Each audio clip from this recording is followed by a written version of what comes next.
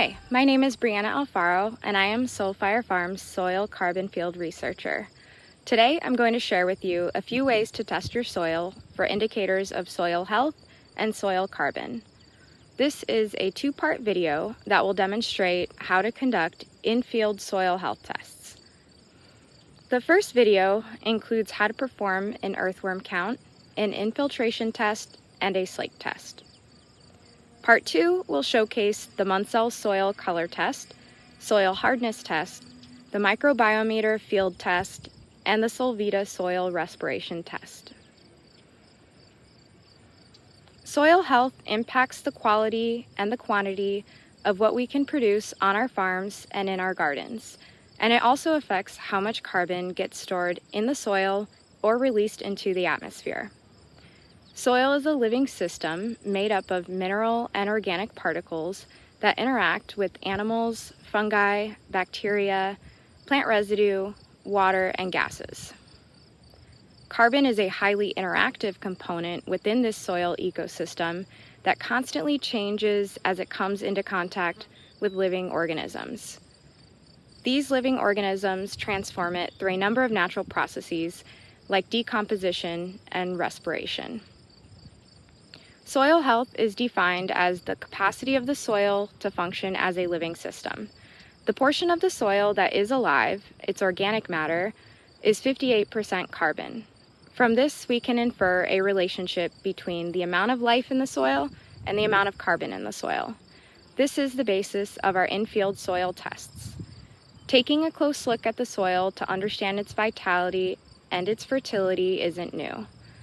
Long before the Western study of soil science, indigenous communities practiced methods of characterizing soil and evaluating soil health based on characteristics like soil color or the presence of specific plants or insects that tell us something about the soil system as a whole. Based on these practices, soil scientists have created tests we can perform in the field to observe and measure these signs of life. In the Northeast region of the United States, the best time to conduct these tests is generally in the spring or fall. Many of the assessments are affected by conditions that are too hot, too dry, or too cold. For most of these tests, the best time to do them is 2 or 3 days after a soaking rainfall. Choose test sites that are representative of an area. For example, don't choose a high-traffic walkway that may experience more compaction compared to the rest of a field, or a space that receives more or less irrigation than other parts of a field. You may choose to perform all of the tests in one spot and track change over time by rerunning the tests each year, or you can compare results from one field to another. This can be helpful if one field has undergone different management practices than another. For instance, a no-till permanent bed system compared to a field that receives more tillage. You can also choose to perform one test if you have a concern you are troubleshooting or where you are tracking change. For example, if you have concerns about compaction in a field, you may choose to perform an infiltration test and take a reading with a penetrometer to check for soil hardness.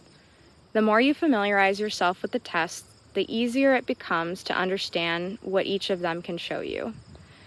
In most cases, these tests can be performed by one person, but it can be helpful and it's certainly more fun to do them with someone else. Before you begin testing, record as many details about the location of your test site as possible, so that you can retest in the same location in future years. It's also helpful to record details about the weather and the management history so that you can try to test under similar conditions in years to come. Earthworms eat plant residues, bacteria, fungi, and algae and move to areas where these are available, making their presence an indicator of organic matter in the soil. To begin this test, choose a location that represents the area you want to know more about. Earthworms are incredibly responsive to changes in moisture and temperature. Avoid anywhere that is too wet or too dry, and avoid performing this test in the summer and winter months. To perform the earthworm count, you will need a shovel or trowel for digging, a tarp or bin to hold soil, a small container to hold worms, and a ruler or measuring tape. Measure and mark a 1 foot by 1 foot square and dig a hole 1 foot deep. Place the soil from the hole onto a tarp or into a bin. Sift through the soil with your hands, placing any worms found into the small container. Keep a small amount of moist soil in the container so that the worms are comfortable. After the soil has been sifted, return it all back into the hole, count the worms, and record the number found. Place the worms back into their home in the soil. Infiltration rate is a measure of how quickly water sinks into the soil. Faster infiltration rates generally indicate good soil structure and water holding capacity. Water absorbing into the soil too slowly can lead to ponding or erosion. This test simulates 1 inch of water absorbing into the soil. Generally, an infiltration time under 10 seconds under these conditions is considered a sign of good health, while an infiltration time over a minute can indicate poor soil structure or a compaction issue. It is not recommended to perform this test under dry soil conditions. This test is best run in the spring, 2 days after a soaking rain or significant irrigation event. For the test, you'll need an infiltration ring, which you can make from a piece of 6-inch diameter sewer pipe, cut to at least a 3-inch depth. In many cases, a hardware store can cut this for you. You can also use a piece of 6-inch diameter steel if that's easier to find. Sharpen one side of the ring with an angle grinder or other sharpening tool so that you can drive it into the soil. Alternatively, you can purchase a set of 2 steel rings from Soil Carbon Coalition through their website, soilcarboncoalition.org. Other tools and materials you'll need for the infiltration test include a mallet or hammer, a piece of scrap wood at least 7 inches long, plastic wrap, and approximately 444 milliliters of water, which is 1 inch of water within a 6-inch cylinder. You can measure the water with a graduated cylinder if you have one, or a measuring cup with milliliter markings. Clear a level surface on the soil at your test site. Place the ring on the soil and place the scrap piece of wood across the top of the ring. Drive the ring 1 inch or 2 into the ground by pounding the wood with the mallet or hammer. Take care to keep the ring as level as possible on the ground. Set the wood and mallet or hammer aside. Line the surface of the soil inside of the ring with a piece of plastic wrap that is large enough to come up the sides of the ring. Pour the water into the ring, containing it within the plastic wrap. Get your timer or stopwatch ready. I like to use the stopwatch function on my mobile phone. When you're ready, gently pull out the plastic wrap, releasing the water to absorb into the soil and start timing. Stop the timer once the water has absorbed and the surface of the soil is glistening. Record your infiltration time. The Slake test provides an opportunity to observe how well soil aggregates or groups of smaller soil particles hold together when exposed to water. More stable, mature soil aggregates will hold together better, providing resistance to erosion. In this test, soil collected from the test site is compared to soil collected from a nearby undisturbed area, such as a perennial border, fence row, or a grassy area that hasn't been tilled. For the Slake test, you'll need a shovel, trowel, or soil knife to collect soil, a stopwatch or other timing device, 2 clear, wide-mouth containers that can hold at least 32 ounces filled with tap water, 2 soil cages, which can be made from 1/4 inch or 1/8 inch hardware cloth, cut into strips about 1.5 inches by 6 inches. Bend the strips so they can hold a chunk of soil inside the top of the container.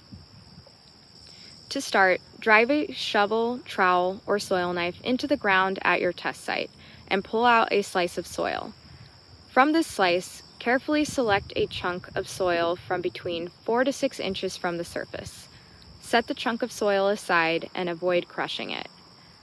Do the same at the comparison site, the location with the undisturbed soil. Take care to keep track of which soil chunk is which. Get your stopwatch, mobile phone, or other timing device ready. Place each chunk of soil into a soil cage. At the same time, carefully submerge the soil into separate containers of water, hooking the cages into the sides of each container so that they remain submerged and are held within the top half of the container. Start your timer. Watch to see which soil holds together and which one falls apart, and how those look different. Undisturbed soils will typically have more mature soil aggregates than soils that experience more frequent tillage, so they are more likely to hold together better when submerged in water. After 1 minute, take a photo for future reference. Estimate the percentage of each soil chunk remaining after 1 minute. Note any other observations or comparisons you see. This concludes the first part of this 2-part video on in-field soil tests. Part 2 includes the Munsell soil color test, soil hardness test, the microbiometer field test, and the Solvita soil respiration test. Thank you for joining me on this soil testing journey. Lots of love and joy to you as you use these tests to better understand the condition of your soil and how to create a habitat for all the life within it.